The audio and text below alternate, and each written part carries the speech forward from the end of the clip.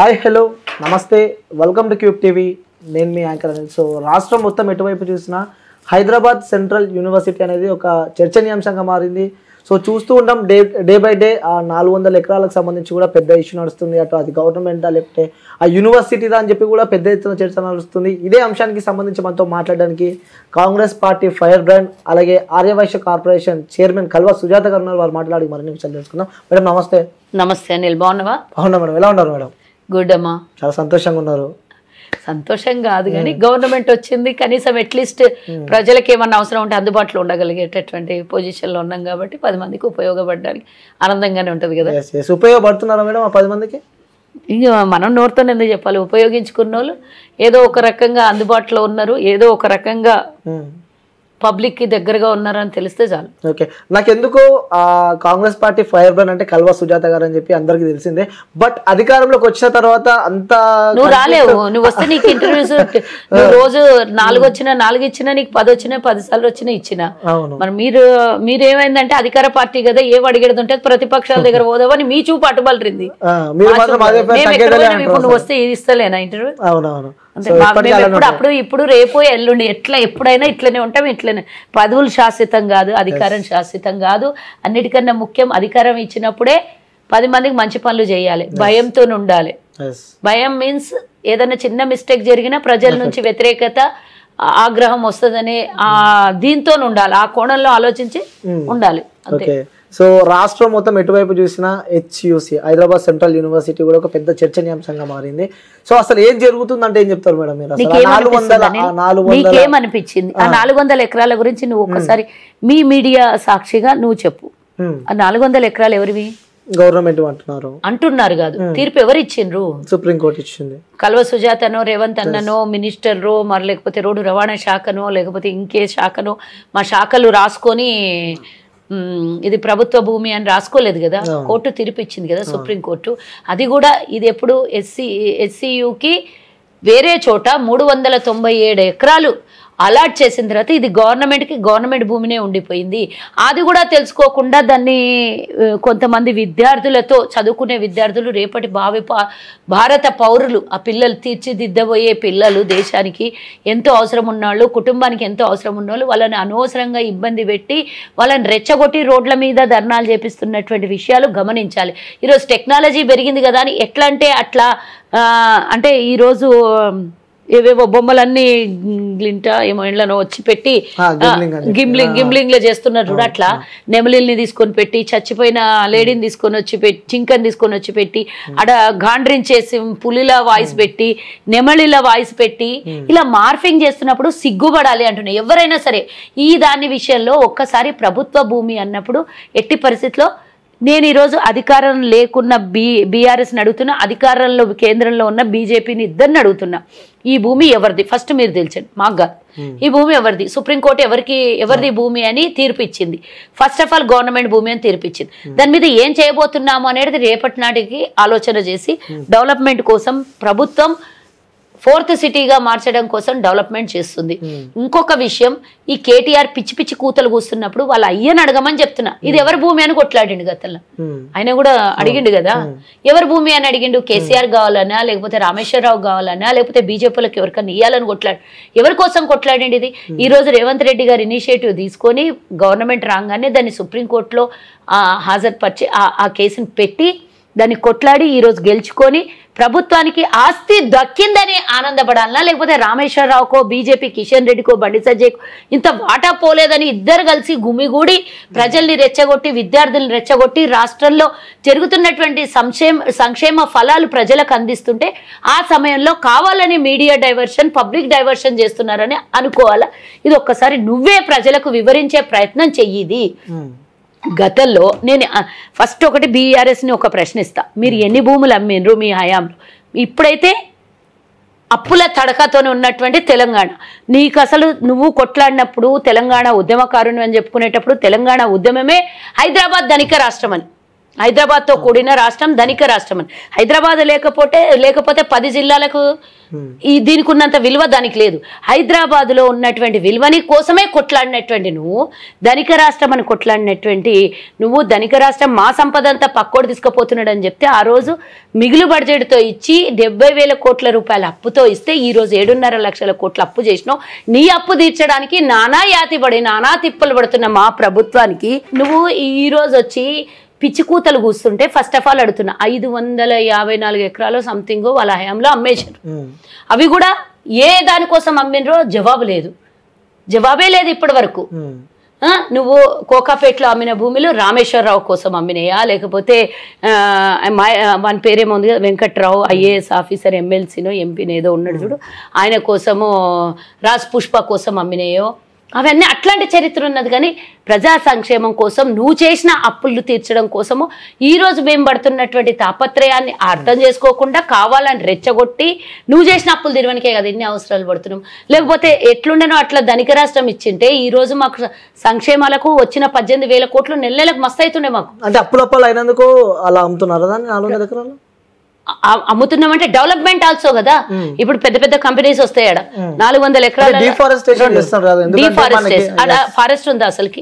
Forest అదే చెప్పిన ఇందాక, నేను ఇందాకే చెప్పిన ఇమాజినేషన్ పిక్చర్లకి మ్యానిపులేట్ చేసిన పిక్చర్ వెళ్ళి ఆన్లైన్ లో కొడితే డేటా కొడితే అక్కడ మనకి లైవ్ వస్తుంది. ఏమని వస్తుంది? ఇమేజెస్ క్లియర్ గా ఏమి ఇమేజెస్ ఎవరన్నా పెట్టి గూగుల్ ఇప్పుడు ఎవరు అప్లోడ్ చేసుకుంటే పోతే అవి వస్తూనే ఉంటాయి. గూగుల్ లో సెర్చ్ చెయ్యి, అన్ని ఎండిపోయిన అడవి, అది ఎండిపోయిన అడవి. నువ్వు కొల్లగొట్టినటువంటి హైటెక్ సిటీలో, కోకాపేటలో, మాదాపూర్ లో అప్పుడు కూడా అరణ్యమే, అప్పుడు కూడా కొండలే, అవన్నీ కొట్టి ఇచ్చినప్పుడు లేనటువంటి బాధ ఈ రోజంట నెమళ్ళు బాధపడుతున్నాయంట, వన్య ప్రాణాలకు హాని జరుగుతుందంట, SCO విద్యార్థులు రోడ్డు మీద పడ్డారంట. అసలు ఏంది ఇది సంభాషణ? ఏంది దీనికి? ఫస్ట్ ధనిక రాష్ట్రాన్ని పేద రాష్ట్రంగా మార్చినావు, దాని ఆన్సర్ చెప్పు. బీజేపీలకు అడుగుతున్నా, దేశంలో ఉన్న వనరులు నమ్ముకుంటుర్రు, వాళ్ళకి అడిగే హక్కు కానీ దమ్ము కానీ ధైర్యం ఏడున్నది? ఈరోజు ఇందిరాగాంధీ కొట్లాడి తీసుకొచ్చినటువంటి 2,000 పైకి చిలుకు ఎకరాలు ఇది ఇందిరాగాంధీ హయాంలో. అసలు నీకు హక్కే లేదని అడగడానికి. ఇది మా పార్టీ తీసుకొచ్చినటువంటి ఘనత. ఇది ప్రభుత్వ ఆస్తి కావడానికి కారణం మా పార్టీ. ఇది ఈరోజు అవసరాల నేపథ్యం, తెలంగాణ అభివృద్ధి కోసం, తెలంగాణలో 4th సిటీగా తెలంగాణ హైదరాబాద్ సిటీని మార్చే నేపథ్యంలో మా ప్రభుత్వం చేస్తున్నటువంటి అభివృద్ధిని తీసుకొని వచ్చి కన్నెర్రయ్యి తట్టుకోలేనటువంటి పరిస్థితిలో ఇట్లాంటి పిచ్చికూతలు కూస్తున్నారు. బీజేపీలను అడుగుతున్నా, పెట్రోల్ అమ్ముతిరి, ఎయిర్ ఇండియా నమ్ముకుంటేరి, రైల్వే నమ్ముకుంటేరి, ప్రతి ఒక్క సంస్థని LICని అమ్ముకుంటారు, దేశం మీద భూములన్నీ అమ్ముకుంటారు, 100 కిలోమీటర్ల హైవేలను ప్రైవేట్ సంస్థలకు అమ్మేసిన చరిత్ర మీది కదరా దరిద్రులారా. మీరు వచ్చి మమ్మల్ని అడుగుతారా ఇట్లాంటి ప్రశ్నలు?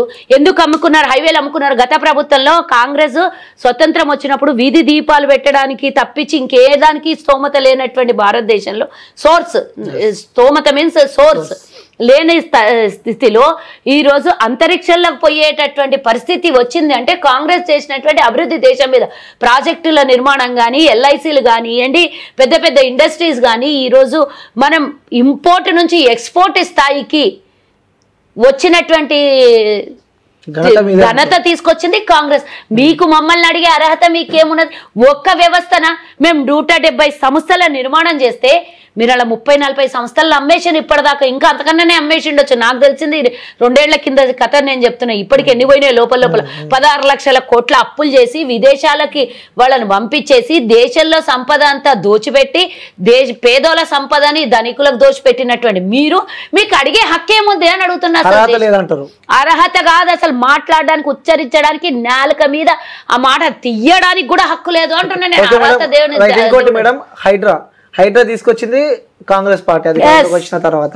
సో గర్వంగా చెప్తున్నారు కదా, ఎందుకోసం వచ్చిన హైడ్రా? చెరువులు గత ప్రభుత్వంలో మీరు మాకు 100 సార్లు ప్రశ్నలు వేసారు. ఎన్నో కబ్జాలకు గురైన భూములు మీకు దమ్ముంటే మీరు అధికారంలోకి వచ్చినప్పుడు మేము కూడా అదే చేసినాం. మీరు అడిగినారు, మీరే సవాల్ ఇస్త్రీ, మీరే మేము చేస్తున్న పనికి అడ్డుపడితే ఎట్లా? హైడ్రా దాని సొల్యూషన్ ఏంది? చెరువులు కబ్జాలు ఎక్కడైతే కబ్జాలకు గురిపడ్డాయి అవి వాళ్ళని తీసుకొచ్చింది మీరే. అది సో ఇప్పుడు హెచ్యూసి యూనివర్సిటీలో మనం చూస్తూ ఉంటే మనకు అలా చెరువులు కనిపిస్తున్నాయి. చెరువులు ఏం కనబడినాయి? చెరువులు మన క్లారిటీ ఒక్క చెరువు కనిపిస్తుంది అందులో. ఒక చెరువు కనిపిస్తుంది. దానికి కన్స్ట్రక్షన్ ఒకటి కన్స్ట్రక్షన్ చేసేటప్పుడు ఇంజనీర్లు మ్యాప్ వేసి తయారు చేస్తారు. చెరువులు ఉన్నాయని చెరువుని మూసేరమ్మా. చెరువుల్ని చెరువుల పక్కన కడతారని ఎట్లా అంటారు? అది 400 ఎకరాలు.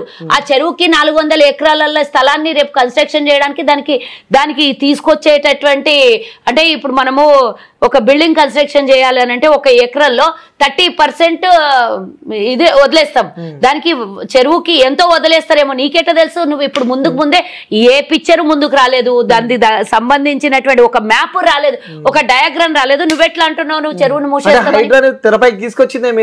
నేను అడిగిన దానికి ఆన్సర్ చెప్పు. ఆ చెరువు మూసేస్తామని నీకు ఎవరన్నా అక్కడ ఒక చెరువు అయితే గూగుల్లో కనబడుతుంది. ఆ చెరువును మూసేసి మేము కడతామని మీకు ఎవరన్నా చెప్పిన? అన్నిటికన్నా మించి ఇన్ కేస్ అంటే నువ్వు నన్ను అడుగు, నేను ఎక్కడ పోను కదా. మేము తీసుకొచ్చి మేమే 100% హామీ ఇస్తాం. చెరువుల్ని మూసే ప్రయత్నం మేము చెయ్యము. డెఫినెట్ గా నువ్వు రా, ఎక్కడ పోతావు? పక్కా అంట. ఇంకోటి 25 ఎకరాలు రామేశ్వరరావు కంటగట్టినప్పుడు ఇవి మూసి రోడ్లు ప్రభుత్వ స్థలం నుంచి రోడ్లు వేయించుకున్నటువంటి ఎవరు చేసింది? హైడ్రా కాదు, ఈ ప్రభుత్వ భూమిని వానికి అంటగట్టింది, రామేశ్వరరావుకి ఇచ్చింది ఎవడు? ఇదే 2000 ఎకరాల నుంచి కదా. నీకేం ధైర్యం ఉంటే ప్రభుత్వ భూమి ఇంకొకరికి అంటగట్టిన? వేలం వేసినవా, ఆక్షన్ పెట్టినవా, ఒక జీవో పాస్ చేసినవా, లేకపోతే అనౌన్స్మెంట్ చేసినవా, దీని మీద క్యాబినెట్ చర్చలు చేసినవా? ఎట్లా ఇచ్చినావు నువ్వు రామేశ్వరరావుకి భూమిని?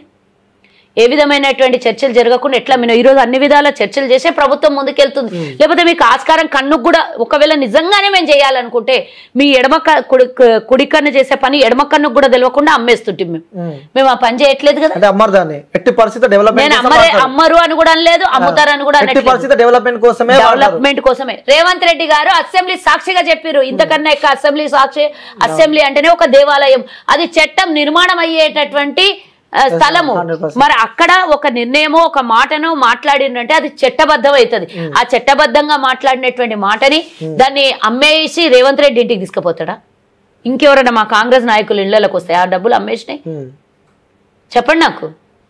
రాష్ట్రం మీద ఎన్నో అభివృద్ధి కార్యక్రమాలు ఈరోజు పెద్ద పెద్ద కంపెనీలు తెలంగాణకు రావడానికి ఎదురు చూస్తున్నాయి, అప్పులున్న రాష్ట్రంలోనే. కానీ ఒక ప్రభుత్వ వ్యవస్థ ఏ విధంగా నడుస్తున్నదని చూసి విదేశీయులు పెట్టుబడి కోసం ఇక్కడికి వస్తున్నారు. కార్ల కంపెనీ వస్తుంది, ప్రపంచ దేశంలోనే ఒక పెద్ద 86,000 కోట్ల రూపాయలు ఇక్కడ కార్ కంపెనీ నిర్మాణం కాబోతుంది. ఎన్నో అభివృద్ధి కార్యక్రమాలను తీసుకొని మేము పోతుంటే అసలు వాళ్ళ కడుపులో కుళ్ళంతా ఏంటంటే మేము ఎన్ని అన్నా, మేము ఇంత సర్వనాశనం చేసిపోయినా, కుక్కలు చింపిన ఇస్తరాకులు చేసిన తెలంగాణని మేము మొత్తం బొక్కలు పెట్టిపోయినా ఆ చింపి ముక్కలు చేస్తే ఒక్కొక్క ముక్కని మేము అతకబెడుతున్నాం మేము.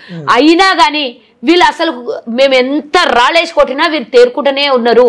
వీళ్ళు ఎన్ని తిట్టినా కూడా, ఎన్ని మేము ఆటంకాలు తెచ్చినా కూడా ఇచ్చిన పనులు చేయడానికి ముందుకు పోతూనే ఉన్నారు.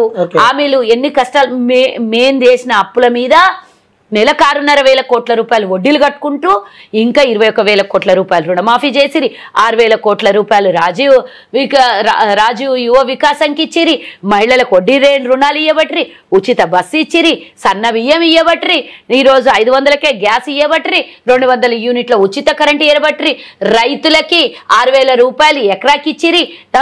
పూర్తిగా మీరు అన్నట్టు కాంగ్రెస్ వస్తే కరెంటు మాయమైపోతుంది, చీకటి మాయమవుతుంది అన్నోళ్ళకి 1 నిమిషం కూడా కరెంటు పోకుండా, అంటే ఉచితమైనటువంటి విద్యుత్తును అందించి, నాణ్యమైనటువంటి విద్యుత్తును అందించి 500 రూపాయలు వడ్లకి మరి బోనస్గా ఇచ్చి ఇవన్నీ చేస్తుంది. కాబట్టి వాళ్ళ కడుపులో ఇంకా తిట్టాలంటే ఏముంది, ఏదన్నా ఒకటి చేస్తే దాన్ని ముంగలు తీసుకొని రావాలి.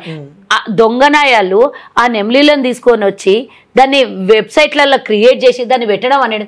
నెమ్లీలు ఒక జేసీబీ పోతుంటే నెమ్లీలు అట్లా అడ్డంగా నిలబడి సౌండ్లు తర్వాత సంగతి, నెమ్లీలు జేసీబీ ముంగలు వచ్చి డాన్సులు చేస్తుంటాయి. వాళ్ళు పెట్టిన నెమ్లీలకి వాళ్ళు చూపించినటువంటి అంతకు ముందు అప్పుడెప్పుడో జింకని వాళ్ళ హయాంలోనే చంపి ఆ ఫోటోలను తీసుకొని వచ్చి ఇలా పెట్టాడు. కనీసం మార్ఫింగ్ చేసిన దానికి కనీసం తప్పు చేసినోడు దొరకకుండానైనా చేయాలి. అన్ని తప్పులు చేసుకుంటూ ప్రజలకు దొరుకుతున్నారు, విద్యార్థులను రెచ్చగొడుతున్నారు. ఏం చేస్తున్నారో చెయ్యండి. నిజంగా మేడం ఆ విద్యార్థులను చూస్తే చాలా బాధేస్తుంది. ఆడపిల్లలను లాఠీ చార్జ్ మాకు కూడా బాధ. నేను అదే చెప్తున్నా, నేను నిజాలను తెలియకుండా మేము నిజాల మీద పోరాటం చేసినాము. ఇంటర్ విద్యార్థులకు చేసిన గతంలో అవునా కదా, మేము ఎందుకోసం చేసినాం? ఇంటర్ విద్యార్థులకు జరిగినటువంటి మోసం మీద మేము అన్యాయమైనటువంటి ధర్నాలు కొట్లాటలు చేయలేదు కదా. ఈ రోజు ఎస్సీ విద్యార్థులకు 397 ఎకరాలు ఆల్రెడీ గవర్నమెంట్ అలాట్ చేసింది గతంలోనే. మరి 10 ఏళ్లలో శాతగాని దొంగ వెధవలకు ఇది కేంద్రం సుప్రీంకోర్టు నుంచి కొట్లాడి తెచ్చుకో. సరే మేము మీరు అమ్ముతున్నారు అంటున్నారు ఒక నిమిషం కోసం. సరే మీ హయాంలో తెచ్చి దాన్ని డెవలప్ చేయనుంటారు, సుందరవనం చేయనుంటారు. మరి ఎందుకు శాత కాలేదు? మేము వచ్చిన 10 నెలల్లో సుప్రీంకోర్టులో కేసు కొట్లాడి వాపస్ తెచ్చుకున్నాం. అది మా భూమి, మేము తెచ్చుకున్నాం. అంటే పోవాలి, అది ఎవరికో అంటగట్టాలి, ఏ ప్రైవేట్ వ్యక్తి చేతులకో పోవాలి. కానీ గవర్నమెంట్ స్థలం గవర్నమెంట్ చేతికి రావద్దు. ఇట్లా పిల్లల్ని రెచ్చగొట్టి, అమాయకులు అనేటువంటి విద్యార్థులను రెచ్చగొట్టి ఈ విధంగా రోడ్డు మీద ధర్నాలు చేస్తుంటే లా అండ్ ఆర్డర్ని కాపాడాల్సినటువంటి బాధ్యత పోలీస్ది ఉంటుంది. వాళ్ళకి ఏమైనా కొంచెం ఎక్కడన్నా తేడా జరిగింది అనుకోండి, వాళ్ళు ఉద్యోగాలు పోవడం కాదు, ఎంతో మంది జీవితాలు అన్యాయం అయిపోతాయి. కాబట్టి వాళ్ళ పని వాళ్ళు చేస్తారు. వద్దు అన్నైనకుండా ధర్నాలు చేసి రోడ్డు మీద తిక్కవేషాలు వేస్తుంటే ఏం చేస్తారు? వాళ్ళు కంట్రోల్ తప్పినప్పుడు చెప్పండి. మాకు కూడా సానుభూతి ఉంటే మేము కూడా గతంలో పోరాటాలు చేసినాం, మమ్మల్ని కూడా రోడ్ల మీద ఈడ్చుకుపోయిన రోజులు. కానీ ఆ రోజులు మేము న్యాయమైన పోరాటం చేసినాం. ఆ పిల్లల్ని రెచ్చగొడుతుర్రు అంటున్నా నేను. ఈ దొంగలకు అడుగుతున్నా, ఆ పిల్లలకు చెప్పుండి 10 ఏళ్లలో మేము దీని మీదనే కొట్లాడినాము కేంద్ర సుప్రీంకోర్టుతోని. 10 ఏళ్లలో మాకు తీర్పు రాలేదు అంటే, తీర్పు రాలేదు అని అంటే గట్టిగా ఫైట్ చేస్తాం. మేము 10 నెలల్లో వచ్చింది, మీకు 10 ఏళ్లలో ఎందుకు రాకుంటుండే? మీరు తీర్పు రాలేదు కాబట్టి మీరు ఇప్పుడు ఆ భూమి ఏ రామేశ్వరరావుకు అంటగట్టలేదు కాబట్టి కాంగ్రెస్ మీద నేపాల్ వేసేసి పిల్లల్ని రెచ్చగొడతారా? బీజేపీ వాళ్ళు ఏమంటారు దానికి, ఏమంటారు గ్రీనరీ, దీనికి ట్రిబ్యునల్కి ఇచ్చిర్రటాలు. అరే దేశాల్లో ఉన్న అభివృద్ధి సంస్థలన్నిటిని అమ్మేసుకున్నారు. పెట్రోల్ డీజిల్ దొరకకుండా ఈరోజు 100 రూపాయలకు ఎగబాకింది మీరు చేసిన పాపానికే కదా. ప్రైవేట్ సంస్థలకు అప్పచెప్తే ఈరోజు 100 రూపాయలు పడుతుంది. రిలయన్స్ అని పైకి లేపి బీపీఎల్ని ఖతం చేసినావు. నువ్వు చేసినటువంటి నష్టానికి దేశాన్ని ఇంకెవడన్నా చేస్తాడా? కాంగ్రెస్ 65 ఏళ్లు పరిపాలిస్తే దేశానికి 50 లక్షల కోట్ల అప్పు అయింది. ఒక్క మోదీ పరిపాలిస్తే 125 లక్షల కోట్ల ఎక్స్ట్రా అప్పు అయింది మన దేశం మీద. ఇవన్నీ ఓడని అడగగలడని ముందే కొట్లాడ తీసుకుంటారు. కొట్లాడ తీసుకుంటే ఇవన్నీ కనుమరుగైతాయి కదా. ఈ రోజు రాష్ట్రం తీసుకొచ్చినటువంటి ఉచిత బియ్యం పథకము ఆ రోజు అన్ని టీవీ ఛానల్లో రావాలి, అంతా హైలైట్ కావాలి, అందరు ప్రజల ఆనందోత్సవాల్లో ఉండాలి, ప్రజలందరూ పండగ వాతావరణంలో ఉండాలి. అది టీవీలలో చూపిస్తే ప్రభుత్వానికి క్రెడిట్ వస్తుంది. ఇది రాకుండా ఏం చేయాలి? మీలాంటి మీడియా వాళ్ళు కూడా పాపం మాకు కూడా రేటింగ్ పెరవాలని ఆడపోయి వీడియోలు పెడతారు మీరు. కాబట్టి నేను అనేది ఏంటంటే, ప్రభుత్వం చేసిన పథకాలు, ఇచ్చిన పథకాలు మీలాగా 10 రూపాయల పనిచేసి 1000 రూపాయల పబ్లిసిటీ కాంగ్రెస్ చేస్తలేదు. స్వచ్ఛందమైన పబ్లిసిటీ కోసం కాంగ్రెస్ ఎదురు చూస్తుందే తప్పించి ఎవరో చేసినటువంటి డబ్బులు ఇచ్చి పెయిడ్ పబ్లిసిటీ మాకు అవసరం లేదు. అది స్వచ్ఛందంగా వచ్చే పబ్లిసిటీని అడ్డుకోవడం కోసమే ఇది చేసాను. ఓకే. సో ఇంకోటి మేడం, కాసేపటి కిందనే కేటీఆర్ గారు ప్రెస్ మీట్ లో కూడా పెట్టారు, ఏ సంస్థలు అయితే అక్కడికి వస్తాయో డెవలప్మెంట్ కోసం, సో గుర్తు పెట్టుకోండి. సో నెక్స్ట్ వచ్చేది మేము అధికారంలోకి, సో అక్కడ మేము నేషనల్ పార్క్ తీసుకురాబోతున్నాం. మరి 25 ఎకరాలు రామేశ్వరరావుకి ఇచ్చేటప్పుడు ఆ 25 ఎకరాలల్లో సుందరవనాన్ని కట్టకుండా ఎందుకు అమ్మేసినావు నువ్వు ఆయనకి? చెప్పు నాకు. నేషనల్ పార్క్ తీసుకొని వస్తాడంట. ఈ 10 ఏళ్ళు ఏం చేసినావు? 10 ఏళ్ళు ఏం చేసినావు? కొట్లాడి తెచ్చుకో. మేము 10 నెలల్లో సాధించింది, 10 ఏళ్లలో ఎందుకు సాధించలేకపోయినాం? అంటే ఇప్పుడు యాద వచ్చిన రోడ్డు మీద కూర్చొనికి పిల్లలు విద్యార్థులు అడబోయి పిల్లలు కోచింగ్ సెంటర్లలో పడి ఆత్మహత్యలు చేసుకున్న రోజులు గుర్తు రాలేదు. ఒక్క ఉద్యోగం నోటిఫికేషన్ అయినప్పుడు గుర్తు రాలేదు. లీకులు అయినప్పుడు, తెలంగాణ పిల్లలు ఆత్మహత్యలు చేసుకున్నప్పుడు ఈ తెలంగాణ ప్రజలు ఏ వర్గం ప్రజలు గుర్తు రాలేదు. ఇప్పుడు దాన్ని నందనవనము, నేషనల్ పార్కు, అమ్మో హైదరాబాద్ ఉన్నటువంటి ధరణి పేరు మీద భూములు లక్షల ఎకరాలు, ఏ కుంట, ఏ వాగు, ఏ వంతెన లేకుండా అన్ని అమ్ముకున్న దొంగలు ఇప్పుడు వచ్చి నేషనల్ పార్క్ 2 లక్షల ఎకరాలు ధరణిలో దొంగ రిజిస్టర్లు అయినాయి. అంతేకాకుండా 2 లక్షల ఎకరాలంట నీళ్లు చెరువులకు పేర్ల మీద రిజిస్ట్రేషన్ ఎట్లయితే నాకు చెప్పినావు, నాకు అర్థం కావట్లేదు. అసలు వాగు చెరువులు ఎవరి పేరు మీద మారుతాయి అవి? మరి వీళ్ళు దరిద్రం వీళ్ళ హయాంలో ఎట్లా మారినాయి అవి 2 లక్షల ఎకరాలు? నాకు చెప్పు. అట్లాంటిది హైవేలకు ధరణి అది ఏమంటారు, అది వీళ్ళేమో ఇస్తుర్రు కదా రైతులకి, రైతు బంధు పోతుంది, హైవేలకు పోతుంది, కొండలకు గుట్టలకు అన్నిటికి పోతుంది. ఎవరి పైసాన్ని నాశనం చేసినా మీరు అప్పుడు యాదికి రాని ఇవన్నీ ఈరోజు మేము డెవలప్మెంట్ అనే వరకు మీకు యాదికి వస్తుందా? నువ్వు కొండలు గుట్టలు అన్నీ కొట్టేసి ఇచ్చినావు కదా రామేశ్వరరావుకి, రాజ్ పుష్పకి అన్ని ఇచ్చినావు, మరి ఆడెందుకు నేషనల్ పార్క్ చేయలేవు నువ్వు? కోకాపేట దగ్గర భూములు ₹1 కోట్లకు పోయేదాన్ని 30 లక్షలకు అమ్మినావు. ఎందుకు అమ్మినావు 30 లక్షలు? సమాధానం చెప్పాలంటారు. చెప్పాలి, 100% చెప్పాలి. అప్పుడు లేనటువంటి ఈ బాధ, ప్రేమ, మమకారము, దయ, జాలి, గుణము ఈ రోజే ఎందుకు ప్రజల మీద వచ్చింది? ఫస్ట్ మీ నాయనని బయటికి రమ్మని, మీ పిల్లల చేతిలో కాకి వస్తుంది రెడీ ఉండాలని చెప్పి మరి అసెంబ్లీకి ఒకసారి వచ్చి జీతం తీసుకొని పోతున్నాడు 6 నెలలకు ఒకసారి. ఇక ఆ పులి గురించి మాట్లాడగానే ఆ పిల్లి అయినటువంటి తండ్రి కొడుకు బిడ్డ అల్లుని చేతిలో పిల్లి ఆడ కూర్చోబెట్టిన ఆయనను కానీ పాపం అనవసరంగా ఆయనని అటు ఇటు చేసి ఏమో చేసేటట్టున్నారు. ఓకే, సో చివరిగా చూసే ప్రజలకు ఏం చెప్పాలనుకుంటున్నారు? ఎందుకంటే చాలా మంది రోడ్లపైకి వస్తారు. నువ్వు దాన్ని డైవర్షన్ చేసి అది ఏం చేస్తుంది అని ముఖ్యమంత్రి గారు బయటకు వచ్చి పూర్తి స్థాయిలో క్లారిటీ మరోసారి ఇస్తారు. అది డెఫినెట్ గా ఉంటుంది. గతంలో మీరు చేసినటువంటి ద్రోహాలు, అన్యాయాలు కాంగ్రెస్ ఏదున్నా ప్రజల ముందుకు తీసుకొస్తుంది. ప్రజలకి అవసరమైనటువంటి పనులు మాత్రమే చేస్తుంది. ఎవరిని అన్యాయం చేసి ఎక్కడి నుంచో దోపిడీ చేసే ప్రభుత్వం మాది కాదు. అలా దోపిడీ చేసింటే స్వతంత్రం వచ్చిన తర్వాత మొత్తం భారతదేశమే మా కంట్రోల్లో ఉండే, దేశాన్ని అమ్మేస్తుంటాం మేము. కానీ విదేశీ చేతిలో ఉన్నటువంటి భారతదేశం 200 సంవత్సరాలు బానిసలుగా ఉన్నటువంటి మనల్ని దేశం స్వతంత్రం తీసుకొని వచ్చి మనకు స్వేచ్ఛనిచ్చింది కాంగ్రెస్. కాబట్టి ఈ కాంగ్రెస్కి అన్నీ తెలుసు. నా ప్రజలు, నా కుటుంబము, నా ఇల్లు, నా ప్రజలు, నా బిడ్డలు అని కాంగ్రెస్కి తెలుసు. కాబట్టి ఎప్పుడు ఏం చేయాలో కాంగ్రెస్ తెలుసు. ఈరోజు సన్నబియ్యం ఇస్తున్నారు తెలంగాణ ప్రజలకి. 85% ఉన్నటువంటి తెలంగాణ ప్రజలు ఆనందోత్సవాల్లో ఏవైతే రేషన్ కార్డుల ద్వారా లబ్ధి పొందుతారో రేషన్ డీలర్ల దగ్గర పోయి సన్నబియ్యం తెచ్చుకుంటున్నటువంటి తెలంగాణ కుటుంబాలన్నీ ఆనందంగా ఉన్నాయి. ఆ ఆనందమైన సెలబ్రేషన్ చేసుకుందాం. కానీ ఈ డైవర్షన్ పాలిటిక్స్ మా ముఖ్యమంత్రి గారు దీనికి మూతోడు జవాబు చెప్తారు. వేచి చూద్దాం 4 రోజులు వీళ్ళు ఏమేమి డ్రామాలు చేస్తారో అన్నీ చూస్తారు. నోట్ చేసుకుంటాడు రేవంత్ రెడ్డి గారు. అన్నీ నోట్ చేసుకొని వచ్చి మీడియా ముంగల్కి వచ్చి డెఫినెట్గా దీనికి ఆన్సర్ ఇస్తాడు. ఆ ఆన్సర్ కోసము బీఆర్ఎస్ వాళ్ళు, బీజేపీ వాళ్ళు ఎదురు చూడాలి. కానీ ఈ తెలంగాణ ప్రజలు ప్రభుత్వం ఇస్తున్నటువంటి ఫలాలని అనుభవించి ఆనందంగా ఉండండి. మీరు సంపాదించుకునే పనులలో, మీ పనులలో మీరు ఉండండి తప్పించి వీళ్ళు డైవర్షన్ చేసి మనల్ని ఏదో భ్రమ పెట్టేసి ఆ విద్యార్థుల్ని, చదువుకునే పిల్లల్ని మోసం చేసి వాళ్ళని రెచ్చగొట్టే పనులు చేస్తుంటే దయచేసి వాళ్ళ తల్లిదండ్రులు ఎవరైతే ఉన్నారో వాళ్ళకు సంబంధించిన భూమి కాదమ్మా, ఇది అటవీలాగా ఎండిపోయిన అడవిలాగా మారిపోయినటువంటి స్థలాన్ని మాత్రమే ప్రభుత్వం ఈరోజు కోర్టు ద్వారా ప్రభుత్వానికి చెందింది అని తీసుకొని కంట్రోల్లోకి తెచ్చుకోవడం కోసమే కంచె వేస్తోంది దానికి.